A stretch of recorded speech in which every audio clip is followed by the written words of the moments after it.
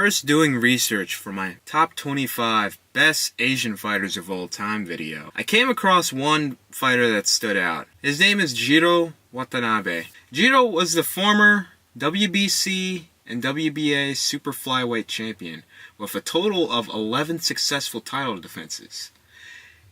He retired quite early in his professional career, only fighting for 7 years with a record of 26-2 with 17 knockouts. After retiring from boxing fully, Jiro went on to the Yakuza life. For the longest, I never knew what he actually did in details, till I came across his story on a forum not too long ago. Here's the story of my opinion, the most savage man in boxing. I was born in a small rundown hospital in the corrupt town of Yonezawa, Japan, on the 16th of March 1955. I had a fairly rough childhood. There was very little food to go around. When the government trucks did decide to come with food, rice, grains, etc., we had to essentially fight our way to the front of the crowd in the hope of finding any food. It generally resulted in us going hungry for a long while. To keep me active and to have the ability to defend my mother as my father went to Tokyo in the hope of finding work the week I was born, my older sister and I decided to start Shotokan Karate. After just weeks of training, my master noticed I took a real shine to the sport. He started to teach me the worldwide boxing techniques out of hours at no cost. After 3 years, when I was 17, he asked whether or not I wanted to go into a professional boxing tournament. This tournament was only designed for people under the age of 21. It was perfect for me to start my future career.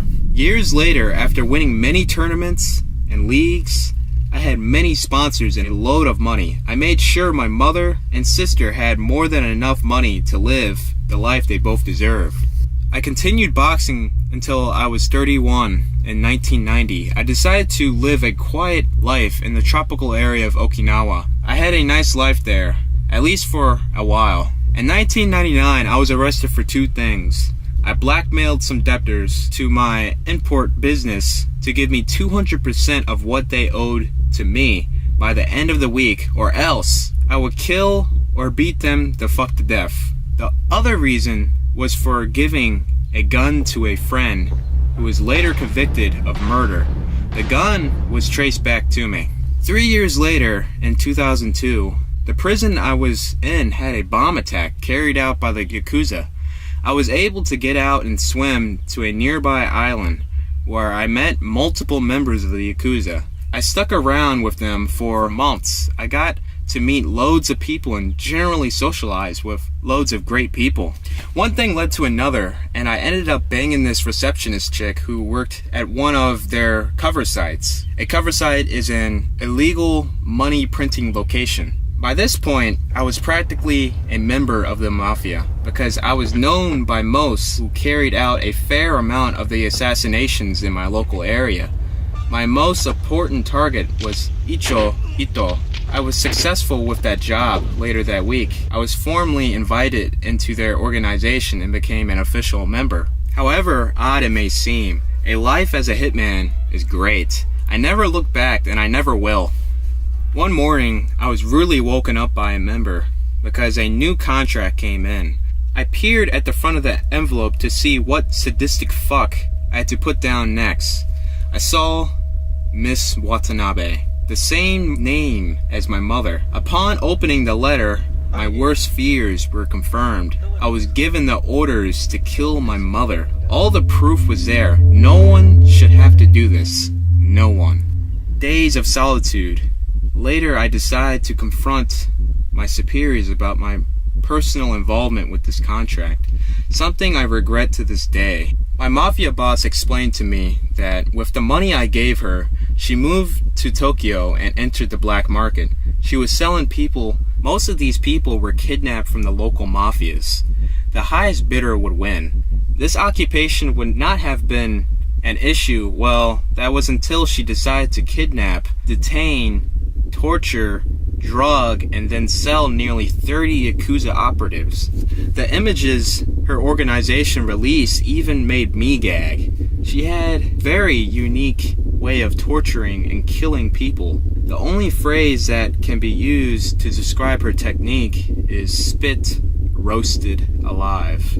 I spent days seeking alternative endings to this contract. Maybe I could make contact with her, give her all the money she needs, and send her to some small village in Switzerland to hide for the rest of her life. Nothing would work. This was the hardest decision of my life. I knew what had to be done. I could never leave the Yakuza, and if I were to betray them, they'd send someone after me. My flight to Japan to complete the contract was one of the worst journeys in my life. It felt as if it lasted hours, if not days. I finally had peace and quiet, other than the annoying kids screaming at the back, which let me reflect on my life and make a final decision. Tokyo International Airport, to some, it involves hours of queuing and waiting to be patted down by some random security guard having to abide by all the country's rules and regulations. Or you could do what I did, have your contacts on the inside of the airport staff and get them to remove your baggage from the security line and let you walk straight out the door. A mafia life is a good life. I got a good VIP looking limousine that took me to my hotel room for the night, even though I'd be out killing my mother for the most of it. There were many weapons laid out across the table in my room. I always failed to specify my personal choice. I felt that the Austrian Mad Glock 17C suppressed would be the best choice for me. It was a stolen weapon with no serial numbers. It's near dead silent shot, if you will pardon the pun, it means I would not have to watch her suffer much. 11 p.m. My time had come. I was driven in the limousine to a small supermarket 2 blocks away from her headquarters. Walking with a sidearm wedged in between my junk and my belt pocket had never felt so good. After thinking for a while on the plane journey over to there, I realized this was the best thing to do. What she did was simply not acceptable. I strolled in, explained who I was, and stated that I wanted to see my mother. The security guards made an internal phone call to her to confirm she had a son with the name of Jiro. While they made this phone call, some other guards, there were at least 15 guards in the main lobby, took me to an area where I would be searched and had to walk through a metal detector.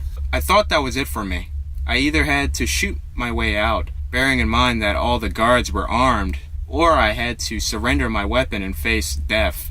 As I was about to start the painstakingly slow process of the pat-down search, my mother came barging through the doors and ordered the guards to release me and let me through without the security check.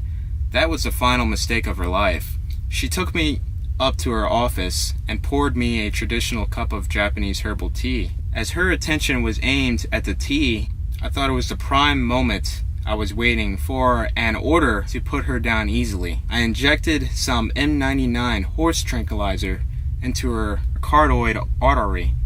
She was knocked out real good. I sat her motionless body in the desk chair, placed her hands on the keyboard, and prepared myself physically and emotionally. I placed the gun at the back of the chair, facing the back of her head, and fired once. I then turned and shot through the laminated glass window to make it look like the shot originated from the opposite building.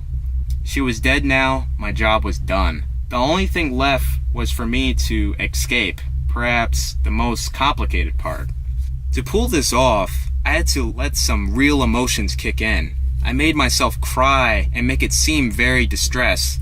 I concealed the weapon, picked up the bullet casings, and hit the emergency alarm. Seconds later, 3 guards burst through her office, aiming their weapons around their room. I cried, "She's dead! She's dead! Someone shot through the window! She's dead!" The guards then forced me out of the room and did their work, or at least looked important. I took this as a prime opportunity and ran down the seemingly endless flight of stairs.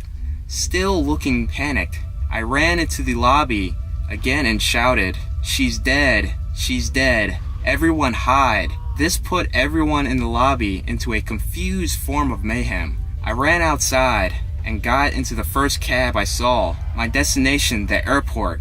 At the airport, I ditched the gun in some poor girl's hand luggage. I purchased the first ticket. This ticket was to Chinaris. The end. Sadly, there was never a part 4 posted on this forum of Jiro's story. Just had to share this story with you guys. Hope you all enjoyed it. Be sure to leave a like, and if you are new, subscribe. 唯一進歩遂げるのは科学だけで使う方はそう簡単に変わるわけねローマはならねえぜ一日でだからガキのうちから意識して嫌なもんだろうが目にして耳にして育つタフな雑草のような環境一切立ちを必要に応じた新しい Came across one fighter that stood out. His name is Jiro Watanabe. Jiro was the former WBC and WBA super flyweight champion with a total of 11 successful title defenses. He retired quite early in his profession details, till I came across his story on a forum not too long ago. Here's the story of my opinion, the most savage man in boxing.